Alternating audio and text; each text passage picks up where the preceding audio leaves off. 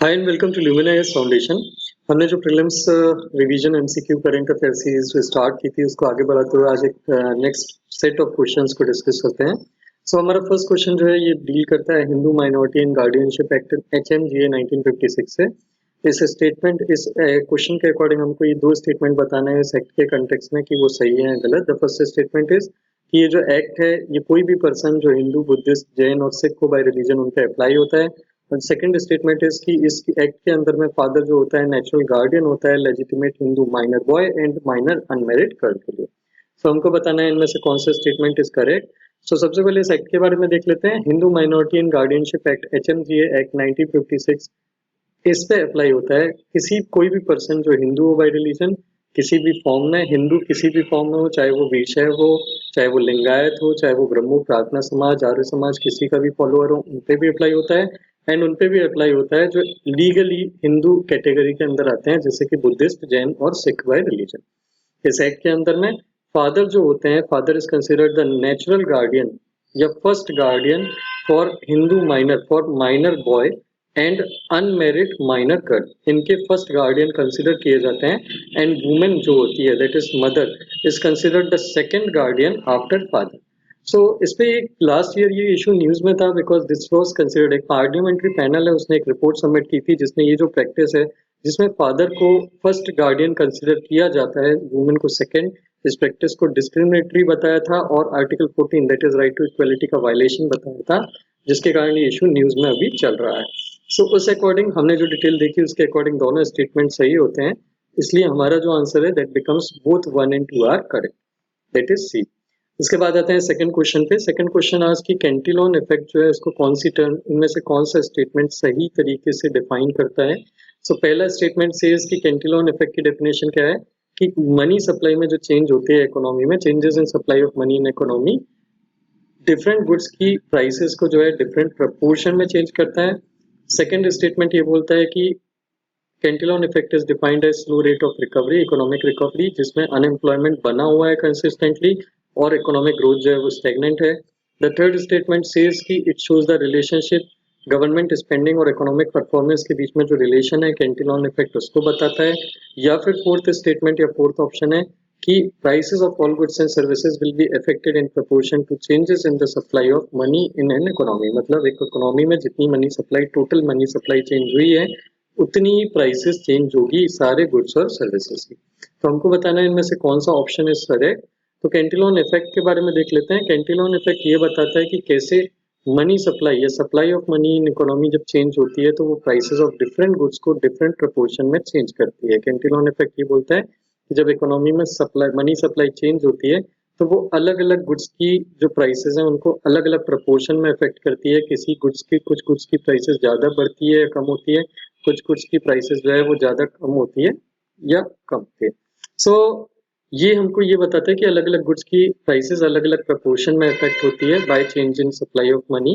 Reason is कि money supply जो distribute होती है, मनी जो है बैंक ने, RBI ने जो मार्केट में मनी सप्लाई की है वो मार्केट में इक्वली सबके पास इवनली डिस्ट्रीब्यूट नहीं होती। सो कुछ सेक्शन ऑफ सोसाइटी है उनके पास ज्यादा मनी जाती है, मनी सप्लाई जब मार्केट में आती है। कुछ सेक्शन ऑफ सोसाइटी जो है उनके पास मनी सप्लाई बहुत कम आती है। तो ऐसे गुड्स जो बाकी का सेक्शन जिनके पास मनी सप्लाई कम आई है उनकी प्राइसेस में प्रोपोर्शन में डिफरेंस का इफेक्ट काफी कम आता है as compare to the prices in goods जो कि ये वाला सेक्शन जो कंज्यूम करता है उनके पास, जिनके पास मनी सप्लाई ज्यादा आई है उनमें जो इफेक्ट आता है। सो उस अकॉर्डिंग देखा जाए तो जो फ्रेश मनी इंजेक्ट होती है वो कुछ पर्टिकुलर सेक्शंस ऑफ इकोनॉमी के हाथ में पहले पहुंचती है और ये वाले लोग एनरिच होते हैं पहले when compare to the rest of the people in the economy. और इसीलिए मनी सप्लाई जब मार्केट में आती है तो कुछ गुड्स की प्राइसेस ज्यादा चेंज होती है as compare to rest of the goods. So उस अकॉर्डिंग हमारा ऑप्शन ए होता है करेक्ट, जो कैंटिलोन इफेक्ट को करेक्टली एक्सप्लेन करता है जैसा कि हमने डिस्कस किया। Then we move on to our third question. ये क्वेश्चन है प्रधानमंत्री आदि आदर्श ग्राम योजना के ऊपर। इसके रिगार्डिंग दो स्टेटमेंट हमको दिए हैं। पहला तो ये स्कीम जो है ये integrated development of selected villages पे एम करता है जिसकी पॉपुलेशन, शेड्यूल्ड कास्ट की पॉपुलेशन अबव 50% है। And second statement is it is implemented by ministry of social justice and empowerment. तो हमको ये दो स्टेटमेंट में से बताना है कौन सा स्टेटमेंट इज राइट और रॉन्ग। तो हम देख लेते हैं पीएम आदि आदर्श ग्राम योजना के बारे में। ये स्कीम जो है ये ईयर 2021-22 से 25-26 तक इम्प्लीमेंट की जा रही है। इस स्कीम का एम है कि कुछ विलेजेस जो हैं उनको बेसिक इंफ्रास्ट्रक्चर प्रोवाइड करना और इंफ्रास्ट्रक्चर में जो भी गैप्स हैं, जो भी वीकनेसेस हैं, उन वीकनेसेस को कवर करना under the component of central scheduled tribe component. मतलब शेड्यूल्ड ट्राइब्स जो होती हैं, एसटीज जो होती हैं, एसटीज के लिए जितनी भी स्कीम्स चल रही हैं अलग अलग, उन स्कीम्स को कन्वर्ज करके उन विलेजेस में जहाँ पे एसटीज रहते हैं वहाँ पे इंफ्रास्ट्रक्चर को डेवलप करना और इंफ्रास्ट्रक्चर को इम्प्रूव करना इस प्रोग्राम का एम है। इंफ्रास्ट्रक्चर जो है मेनली 8 सेक्टर्स से रिलेटेड होंगे जिनमें डेवलपमेंट करने की स्कीम बात करती है। Road connectivity, telecom connectivity, anganwadi centre, school, health sub centre, drinking water facility, drainage and solid waste management. इस स्कीम का या प्रोग्राम का एम है कि 36,428 विलेजेस जहाँ पे एटलीस्ट 50% एसटी पॉपुलेशन रहती है वहाँ पे इस स्कीम को इम्प्लीमेंट करने का या कवर करने का एम। इसके अलावा प्रधानमंत्री आदर्श ग्राम योजना, ये आदि आदर्श ग्राम योजना है।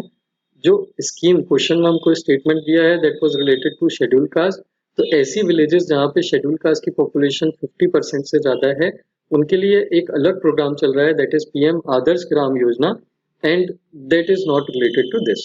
सो उस अकॉर्डिंग अगर हम क्वेश्चन को देखते हैं तो ये स्कीम जो है, ये स्टेटमेंट जो है, दोनों के दोनों स्टेटमेंट रॉन्ग होते हैं because it is being implemented by ministry of tribal affairs and it aims to develop selected villages जहाँ पे एसटी नॉट एससी की पॉपुलेशन 50% से ज्यादा।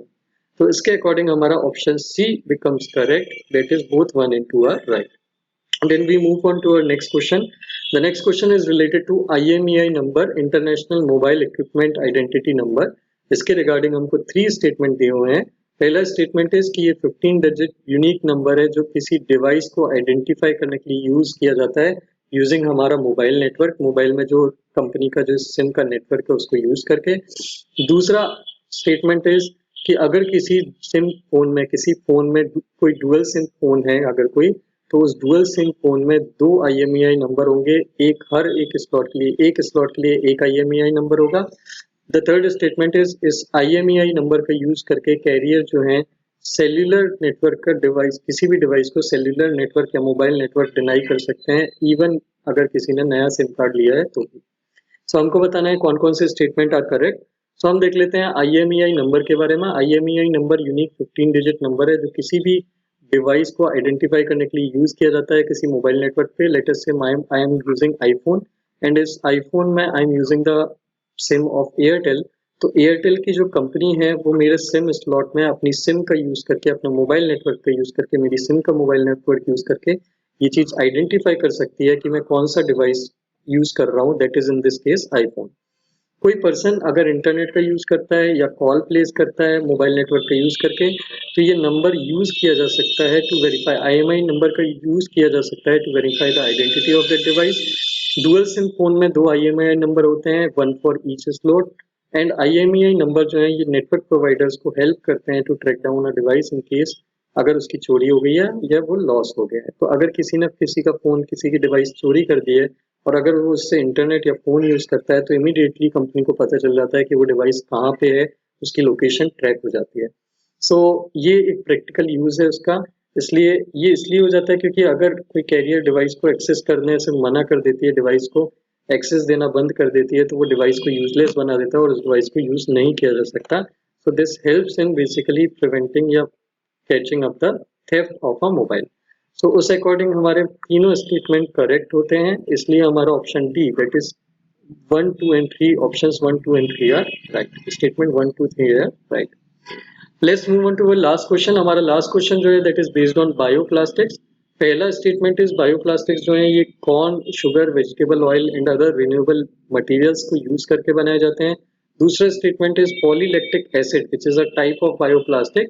ये बायोप्लास्टिक माइक्रो ऑर्गेनिजम्स की हेल्प से बनाया जाता है जो कैनोला ऑयल को फर्मेंट करके ये प्लास्टिक बनाते हैं। Third statement is PHA that is polyhydroxy alkanoates. ये एक बायोप्लास्टिक है, टाइप ऑफ बायोप्लास्टिक है जो शुगर को फर्मेंट करके बनाया जाता है from which is derived from corn and sugar cane.